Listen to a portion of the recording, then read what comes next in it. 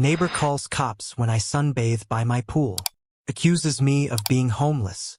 I suppose if I were to summarize my life in Kent, it would be this: a quiet man, a quiet house, a quiet neighborhood. I'm Keith, 54 years old, and I've lived here for more than 3 decades. My home isn't anything flashy. A simple 3-bedroom, 1-story house nestled on a street lined with similar homes. The kind of place you can get lost in if you don't pay attention to the details. I moved here in the early 90s, just after the property market crash. Back then, prices were all over the place, and I, like many others, found a deal I couldn't resist. I didn't expect much more than a roof over my head at first, but over the years, this little corner of Kent became my sanctuary. The house has a few quirks, a creaky floorboard or two, but the thing I'm most proud of is my garden. It's not a sprawling estate, just a neat backyard with a few vegetable beds and roses I've spent countless hours tending. There's a small pool too, one of those above-ground types. It's nothing fancy, but on a hot summer day, it's all I need. I've got my rhythm. I wake up early, water the plants, grab a cup of coffee, and just sit there in the quiet, watching the birds flit by. The neighborhood has always been peaceful. No drama, no noise, no unnecessary interruptions. My neighbors are friendly enough, but we all keep to ourselves for the most part. I'm not one for crowds or big social events. Just enough to wave and say hello when I'm out for a walk or at the local pub for a pint. Life, for the most part, had a soothing rhythm. A rhythm that, until recently, was completely uninterrupted. But of course, life has a way of shaking things up when you least expect it. It was a typical Tuesday morning when I noticed the moving vans. They were parked in front of the house next door, an older home, one that had been empty for a few years now. The previous owners, a sweet elderly couple, had moved to a retirement village not far from here. I'd always imagined that place would be the next to go on the market. It wasn't anything special, a little worn around the edges, but it had that rustic charm that people seem to like these days. I didn't think much of it at first. New people move in all the time. But something about the way the vans pulled up made me curious. It wasn't the usual couple or family. No, this was something different. I was tending to my roses when I saw her. She stepped out of the van and into the sunlight, tall and striking, her strawberry blonde hair shimmering against the bright blue sky.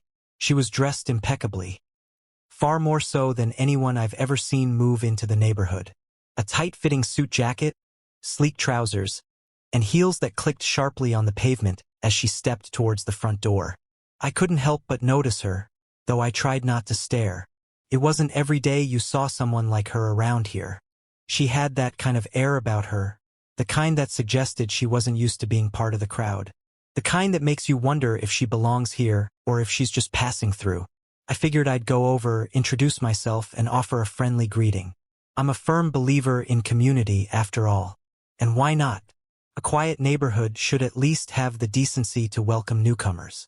I dusted off my hands, brushed the dirt off my knees, and made my way over to her house. "Hello there," I called out, stepping onto her driveway, hoping to sound more welcoming than awkward. "I'm Keith. I live next door. Just wanted to say hi and welcome you to the neighborhood." She turned around, her eyes assessing me for a moment before she gave a half-smile. "Oh, hi," she replied, her voice sharp but not unfriendly. "Thanks, I guess." I hesitated, trying to push past the awkwardness. "I've been in the area for quite a while. If you need anything, just let me know. Everyone around here is friendly enough." She blinked, looking me up and down as though I were some sort of curiosity. "Right," she said, almost absent-mindedly. Then she paused, glancing over her shoulder before adding, "I'm sure I'll be fine. I don't really have anything on me, you know." I blinked, taken aback by the odd comment. I wasn't sure what to make of it. "Oh no, I didn't mean it like that. I meant if you need help with the move or anything. I'm just next door." She waved her hand dismissively, a strange kind of air about her now. "Thanks, but no thanks," she said curtly, as though that was the last thing she wanted. And with that, she turned her attention back to the moving boxes. I stood there for a second, slightly dumbfounded. The conversation had gone so differently than I expected. Most people around here are friendly, even if they're a bit reserved. But her? She wasn't unfriendly, but there was something off, something unsettling. I wondered if she was just nervous about the new place. It's not uncommon to feel a bit out of sorts when you're moving into a new neighborhood. I chalked it up to that and turned to head back to my garden. But as I walked away, I couldn't shake the feeling that this encounter was only the beginning. The next few weeks passed without much fanfare. My life, as it tends to do, settled back into its usual rhythm. The heat wave hit soon after Shirley. I had learned her name from the mailman, who had to deliver a few misplaced packages, and the summer sun made everything a bit more intense.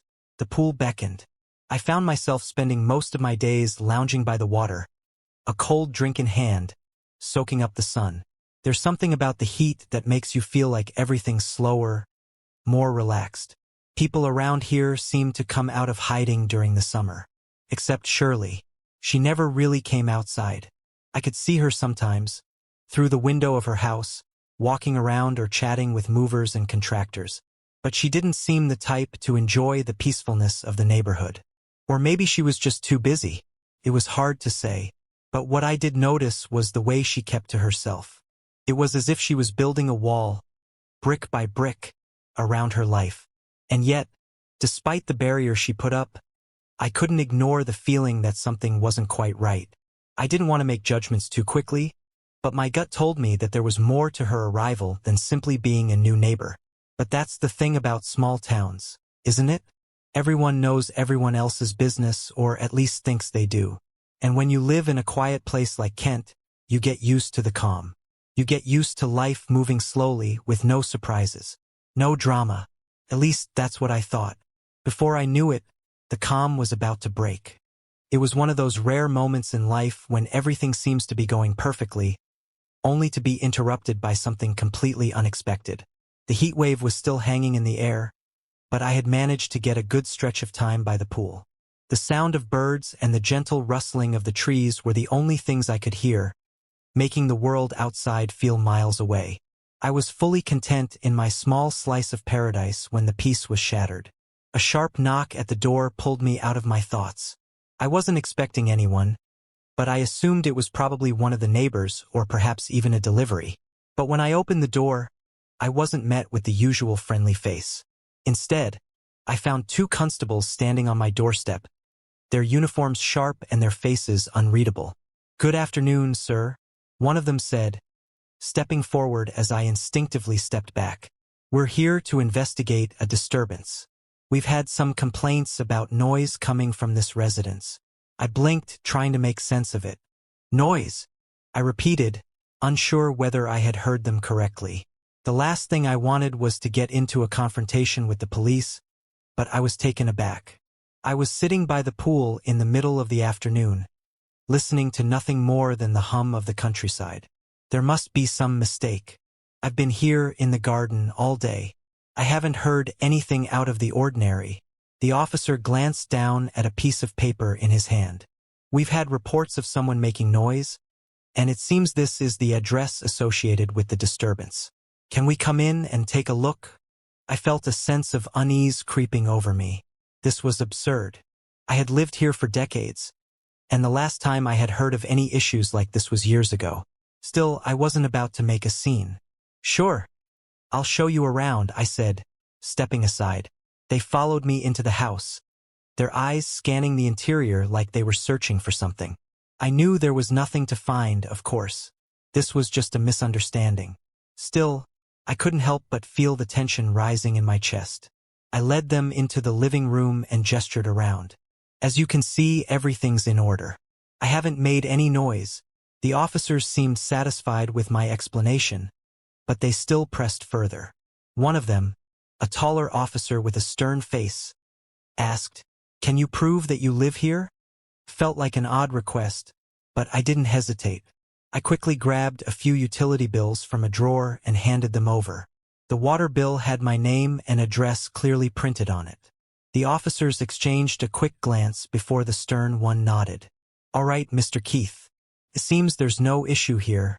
Just as I thought the situation was coming to a close, I noticed the two constables move past the window, walking towards the end of my driveway. I had a sinking feeling that this wasn't the end. Before I could say anything, I heard it. A sharp, angry voice from Shirley's side of the fence. "Do something about him," she yelled, and I could feel her words reaching me through the walls. "Why are you letting him stay here? He doesn't even belong in this neighborhood." The constables stopped in their tracks. I could hear her continuing, her words sharp and venomous. "He's a homeless migrant, for God's sake, a threat to our peaceful little village." I felt my face grow hot. I couldn't believe what I was hearing. Shirley had gone from a cold neighbor to outright hostile in a matter of days. But this was something else entirely. She had just accused me, a man who had lived here for over 30 years, of being a homeless migrant. The officers were quiet for a moment, but I could tell they were uncomfortable with the direction the conversation had taken. I stood at the door, unable to move, but I was trying to keep my cool. Arguing with her would only escalate things. "Excuse me," I said, stepping outside cautiously. "I don't know what this is about, but I've lived here for decades. You've met me already, Shirley, and I'm certainly not what you're accusing me of." Shirley's eyes flared with disdain as she turned toward me. "Oh, look at you," she sneered. "Don't play innocent. We all know what you are. You're just a beggar, trying to take advantage of this nice village. We have no room for people like you, Keith." I could feel my blood start to boil, but I kept my voice steady. "Shirley," I said, forcing the words out calmly, "I don't know what kind of problems you're dealing with, but I don't deserve to be treated this way. You've only been here for a few weeks, and already you're trying to tear apart everything this neighborhood stands for." The officers exchanged glances again. Finally, the taller constable spoke. "All right, Mr. Keith, we've checked things out. We'll leave you to it. Ma'am, we'd suggest you take a step back." Shirley opened her mouth to argue, but the officer cut her off with a firm gesture. "Ma'am," he repeated, "please." With that, they turned and walked back to their vehicle, leaving me standing there, seething in disbelief. Shirley, of course, had one last jab for me. "You won't get away with this, Keith. This isn't over." I watched the constables drive off, their patrol car slowly disappearing down the road. The silence that followed felt deafening. I couldn't help but wonder, what the hell had just happened? And more importantly, what did Shirley want from me? This was no simple neighborly dispute anymore. This was something far more dangerous, and it wasn't going away. At first, I thought Shirley's threats were just empty words. After all, she was new to the village, and surely people wouldn't believe someone who barely knew the community. I underestimated her determination and her willingness to twist reality. The rumors began subtly, just whispers at first. One of the shopkeepers at the local grocer, who'd always been friendly, gave me a look of pity as she handed me my change. "Hope everything's all right," she said in a way that sounded more like a statement than a question. When I asked her what she meant, she only shook her head and muttered something about things going around. It wasn't long before I found out what things she meant. Shirley was spreading the most absurd lies about me, claiming I was nosy, dirty, and a troublemaker. She told anyone who would listen that I had been sneaking around her property at odd hours and that I made the neighborhood unsafe. It was laughable, except people were starting to believe her. Her campaign escalated quickly. One morning, as I was pulling weeds in the garden, I noticed Shirley standing at the edge of my property, holding her phone up like a paparazzo on a mission. She snapped photo after photo of my house, muttering under her breath. I stood up and called out to her. "Shirley, what are you doing?" She didn't even flinch, just waved her phone in my direction. "Collecting evidence," she said with a smirk, before sauntering off. I thought that was bad enough, but it wasn't until I returned from an afternoon trip to the hardware store that I realized how far she was willing to go. She'd taken it upon herself to print out the photos she'd taken of my house. Grainy, unflattering shots of my garden, the pool, and even through my windows, and plastered them all over the village. I found one of the posters stuck to a telephone pole near the post office. It was a grainy photo of me bent over my vegetable bed with the caption, "Does this man make you feel safe? Demand a safer neighborhood." Below it was a link to a petition Shirley had started, calling for me to be removed from the community. I felt my face burn with embarrassment and anger. It was one thing to badmouth me behind closed doors, but this This was public humiliation on a scale I'd never experienced. Worse, it was working. I noticed a shift in how people treated me. Neighbors I'd shared small talk with for years suddenly crossed the street to avoid me. Some even looked at me with open disdain. Still, not everyone bought into Shirley's lies. A few neighbors, those who'd known me for decades, offered words of encouragement. "Don't let her get to you," Keith, my next-door neighbor, Mrs. Turner, said one evening as we chatted over the fence. "We know you're a good man. That woman's just looking for trouble." But the support of a few kind souls wasn't enough to stave off the growing pressure. It felt like Shirley was everywhere, poisoning the air with her lies. Every time I left the house, I half expected to see another poster or overhear another whisper. I kept telling myself to stay calm, to rise above it, but the stress was beginning to take its toll. I wasn't sleeping well, and every little noise outside made me jumpy. The breaking point came one evening when I discovered Shirley lurking in my garden. I'd been inside, reading, when I heard rustling near the back fence. Peeking out the window, I saw her crouched near my rose bushes, her phone in hand. I stormed outside. "What the hell do you think you're doing?" She stood up, unbothered by my anger. "Just documenting the state of your property," she said with a smug grin.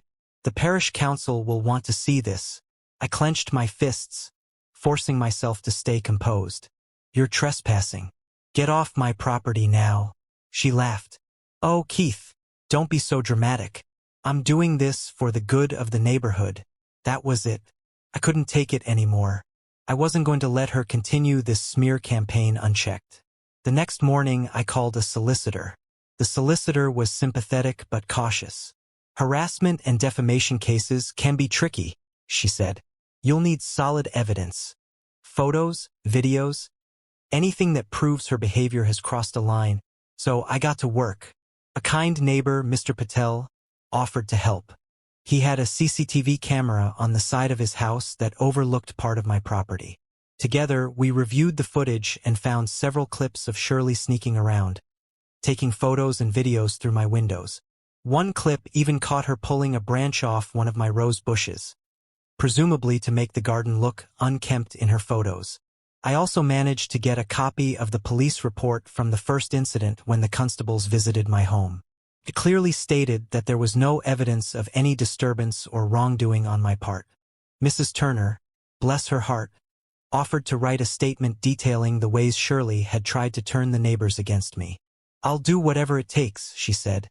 "That woman's a menace." Armed with this evidence, I felt a small glimmer of hope. For the first time in weeks, I felt like I had some control over the situation. The solicitor helped me draft a formal complaint against Shirley, outlining her harassment and defamatory actions. We filed it with the local magistrate's court, along with the evidence I'd gathered. It wasn't an easy decision to make. Taking legal action meant exposing myself to even more scrutiny, but I knew it was the only way to put an end to her campaign of harassment. The petition she'd started, the posters, the photos, it all added up to a clear case of defamation. The trespassing incidents, backed by the CCTV footage, further solidified the harassment claim. My solicitor assured me that we had a strong case. When the court summons was served, I saw Shirley's smug demeanor falter for the first time. She still tried to play the victim, of course, claiming I was bullying her for standing up for the neighborhood. But the evidence was irrefutable, and deep down, I think she knew it. As the days passed, I started to feel a sense of relief. The legal process would take time, but I'd done what I could to protect myself and reclaim my reputation. Shirley's lies had caused immeasurable stress, but I wasn't going to let her win. For the first time in weeks, I sat by my pool, sipping a cold drink and listening to the birds. The calm wasn't fully restored yet, but it was a step in the right direction. Little did I know, the storm wasn't entirely over. The day of the hearing arrived, and while I'd been assured by my solicitor that we had a strong case, I couldn't help but feel nervous. Shirley, on the other hand, walked into the magistrate's court with the same air of confidence she'd carried since the day she moved in. She wasn't smiling, but her smugness was written all over her face. I could tell she thought she'd somehow wriggle her way out of this. The hearing began with my solicitor presenting the evidence. The CCTV footage showed Shirley trespassing on my property multiple times, peering through my windows, and even tampering with my garden to make it look worse in photos. The police report from the first incident was clear. There was no disturbance caused by me, only unfounded complaints from Shirley. Witness statements from neighbors like Mrs. Turner and Mr. Patel further solidified the truth. Shirley had been lying and harassing me relentlessly. When it was Shirley's turn to speak, her tone was dripping with self-righteousness. She claimed she'd been acting in the best interest of the community, protecting the village from a supposed threat. But her arguments fell apart under scrutiny. The magistrate, a stern woman who clearly had no patience for nonsense, pointed out the lack of evidence supporting Shirley's claims. Instead, the magistrate focused on the harm Shirley's actions had caused me. Public humiliation, emotional distress, and damage to my reputation. By the end of the hearing, Shirley's confidence had visibly deflated. The magistrate ruled in my favor, issuing Shirley an antisocial behavior order ASBO that prohibited her from approaching me, my property, or spreading further defamatory claims. Additionally, Shirley was ordered to pay damages for defamation and to cover my legal fees. The magistrate made it clear that any violation of the ASBO would result in immediate legal consequences, including potential criminal charges. Shirley left the court in silence, her earlier bravado completely gone. A few days after the ruling, the constables returned to enforce the court's orders. I saw them approach Shirley's house from my garden, and though I couldn't hear the conversation, her reaction was unmistakable. Her eyes widened, and she began gesturing wildly, clearly trying to argue her case. But the constables stood firm, handing her a formal notice to comply with the court's ruling. She was given a deadline to remove all the defamatory posters she'd plastered around the village. One by one, she grudgingly took them down, her face flushed with embarrassment as villagers watched. It was a small victory, but seeing her finally held accountable for her actions felt like a weight lifting off my chest. News of the court's decision spread quickly through the village. The posters were gone, but the damage Shirley had done to her own reputation was irreversible. People began to avoid her entirely. At the local market, I overheard a shopkeeper telling another customer, "She's lucky she's not in jail after what she did to Keith." Neighbors who'd once been swayed by her lies came to apologize. Shirley, meanwhile, became a ghost in the community. She stopped attending events and avoided the main streets whenever possible. On the rare occasions I saw her, she kept her head down, her former arrogance replaced by an air of defeat. With Shirley's harassment finally behind me, I began to feel like myself again. My garden, once a source of anxiety with her constant intrusions, became a place of solace once more. I found joy in the simple things: pruning my roses, swimming in the pool, and chatting with the neighbors who'd stood by me.